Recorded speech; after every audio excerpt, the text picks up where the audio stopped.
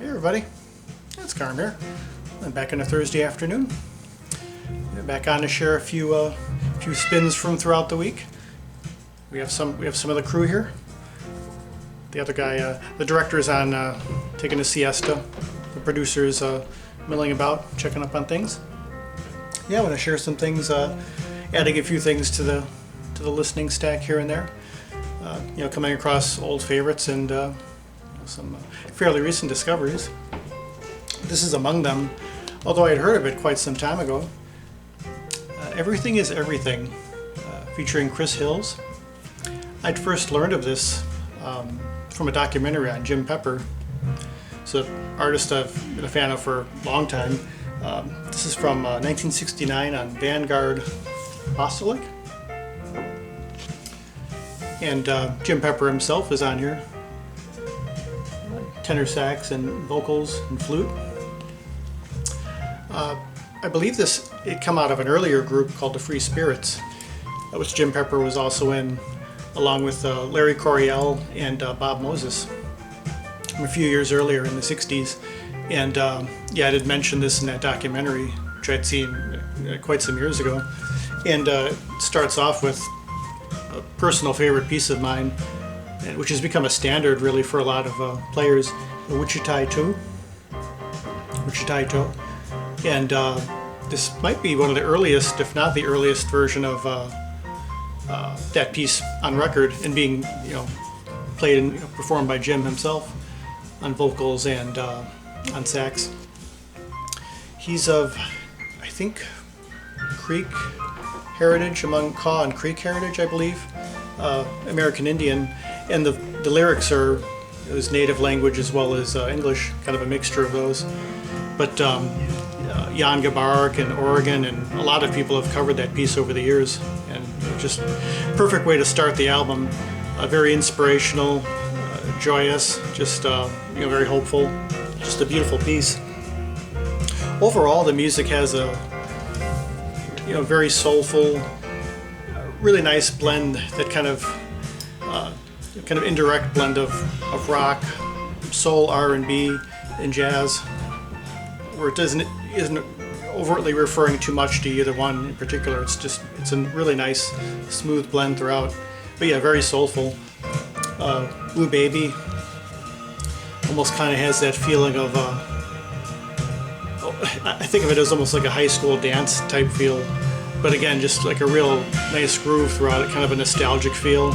But very nice. I like the vocals on here, actually, even though I'm more of an instrumental person.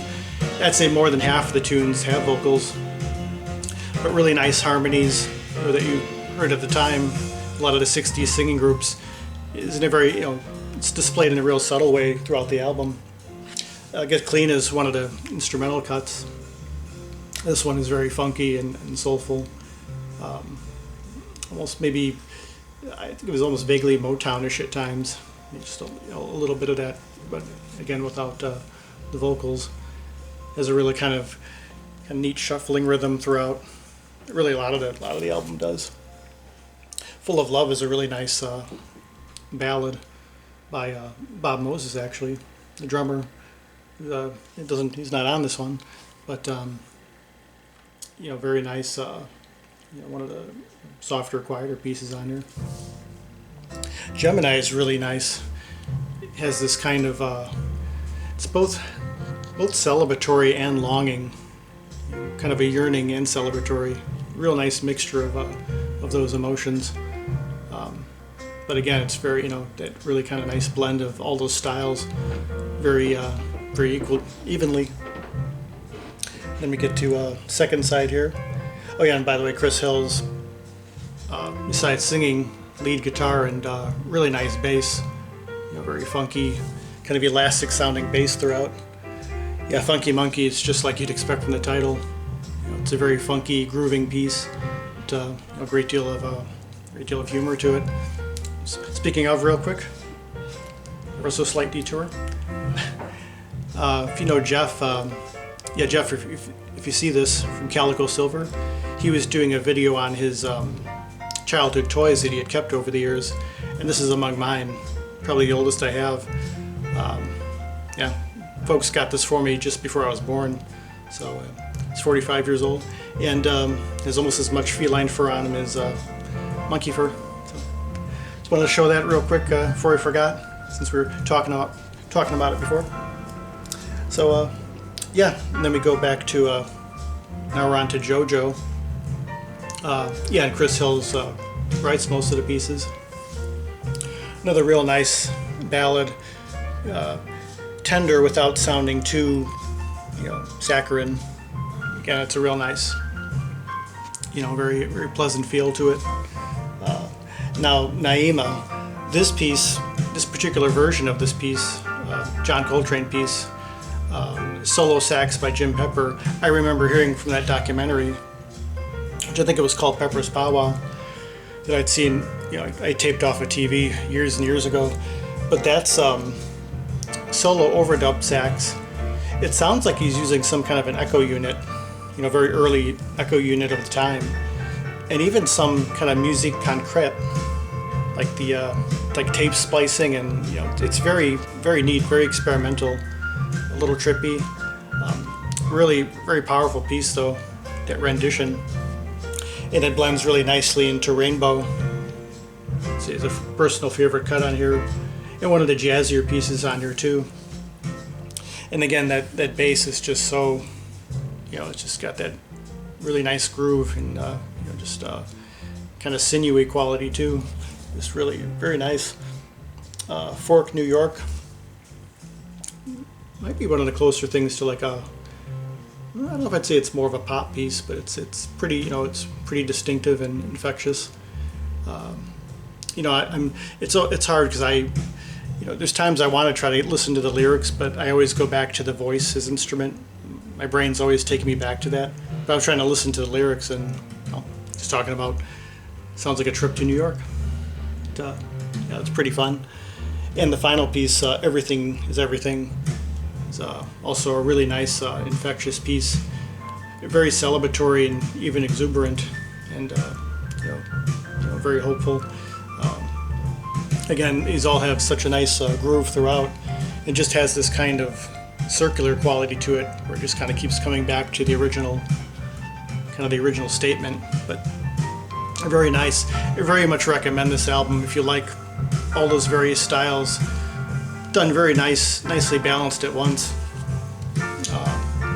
You could hear it's of its time, but still, I think it's timeless. I mean, it's really sounds good anytime. And yeah, like the cover, just has that sense of it, kind of optimistic and hopeful. So yeah, Everything is Everything, featuring Chris Hills and Jim Pepper. Really nice early example of him on record. Next up here, it's a beautiful record I've had for quite some time.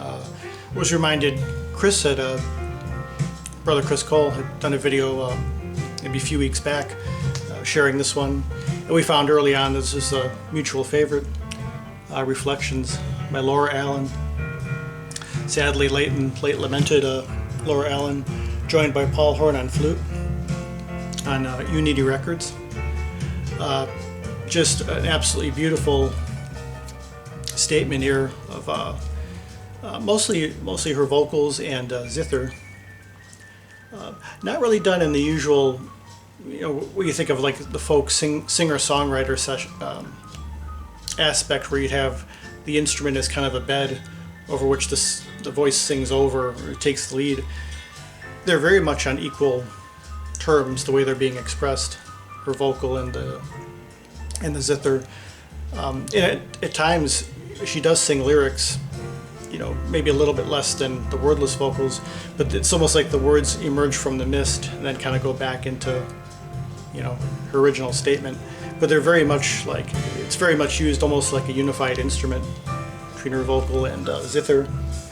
And also, again, Paul Horn on various flutes, Jeffrey Chandler on synthesizer, Dallas Smith on Lyricon. Very distinctive sounding, kind of early electronic woodwind instrument from the time, which he's on, I think, part of side one, and Kent Middleton on bells. And all the pieces really blend into each other nicely. with again her voice and the zither being a kind of unifying factor. Very ethereal, very floaty, but not too much so that, it's not, it's, in a way it's kind of space music, but I wouldn't say it's too spacey. Nice balance between that and being very earthy and rooted. And again, with Paul Horn being on there too, which a lot of his music is like that, has that really nice balance between, I guess you could say like the material and the spiritual in a sense. But very, just an absolutely breathtakingly beautiful album. Again, it's really like one voice, hearing her sing and play. And I think she might have done another album or two. I have one other one of hers, which is more of a traditional singer-songwriter folk album, which I need to revisit and do a little comparison. But I couldn't recommend this enough. Very soothing, very calming. Perfect for the current state of things now. And really any time. Just a timeless, beautiful album. And it's actually from 1980, so 40 years ago. But could have been done any time. Yeah, just absolutely gorgeous. I believe you could hear it up online. Lovely stuff. Laura Allen, Reflections. Yeah, Unity Records. So, just beautiful. And finally here, another one with the Chris connection. I think the first time he and I ever went on a dig together, found this in one of the local shops. And I think of Tink too. I know he's a big fan of Andreas Vollenweider. Ein Art Suite in 13 tie-in or parts. A very early example of him on record, 1979. You could kind of already hear and there he is there in the upper center there. Really fully formed at this point as an artist, although quite distinctive, and you could kind of hear little hints of what was to come in later albums that became a little more well known. Really, I hadn't realized until I got this what a multi-instrumentalist he is. Not just playing harp, but synthesizer and various flutes, soprano sax. It'd be interesting to hear him do a completely solo album, just overdubbed and unaccompanied by anyone else. Joined on here by Max Lasser, acoustic and electric guitars, pedal steel guitar, and the Kaiser brothers, Walter and Peter on bass and drums, and also Hans Vollenweider, who I believe is his dad, playing organ. I would say this, for me, it doesn't sound like someone like Bo Hansen, but for me it kind of evokes similar imagery. You imagine sort of you're traveling through like a long pathway in a forest, kind of up above the treetops, and I imagine like these little cottages, almost like gingerbread houses, but it's very, very wispy and ethereal. Like starts in with an ocarina, I believe, and his harp, just kind of going back and forth as you're just kind of floating over the landscape, and not particularly populated. But then the music starts to get a little more rooted and jazzier, a little more upbeat, and then the electric guitar comes in, and you find yourself going more. You're back on land. You're walking along, and seeing more people around, and just more activity overall. And then it starts to get a little bit, added instrumentation, builds up rhythmically. Really nice, very subtle percussion on here. Just the way it all blends together. Really nice piano playing too, from both Andreas and who is it? Philip Keisholz. Not quite classical, not quite Western classical, not quite jazz. Just really finds the perfect intermeshing of the two.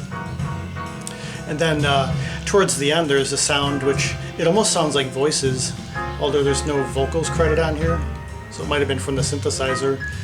It almost sounds like, it sounds cliched in a way with, you know, like creatures of the forest, but it almost sounds like little elves, you know, sort of chattering among themselves, and then they quickly disperse and then come back together and talk a little more.